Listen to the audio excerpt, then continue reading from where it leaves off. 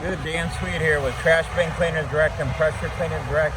Here's the new Hino 258. This is something that's in the 25,500 pound rated truck. This is right under a CDL truck. This Super Duty truck is going to be our diamond trash bin cleaning truck.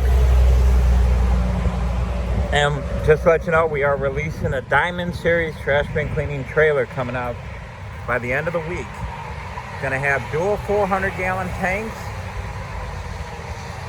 full wastewater recycling and filtration system. It's going to have an 18-stage. That allows you to recycle and reuse water multiple times.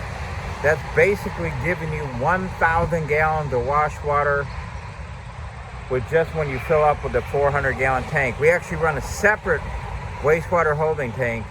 We do not use them. We'll never use the trash bin hopper on the back of the truck as a wastewater holding tank because it's deemed non-street legal in the industry because you cannot haul potentially hazardous wastewater around in an open top container. It only makes sense. Just think about it. Check with your local Department of Transportation, EPA, DEQ, Department of Environmental Quality. That is not a viable way to haul wastewater. It's cheaper because you don't have to have a recycling and filtration system. You don't have to have a bigger capacity truck for all the extra capacity on here. But typically this is gonna be our diamond. It's gonna have 12 doors, access doors, 6 on each side.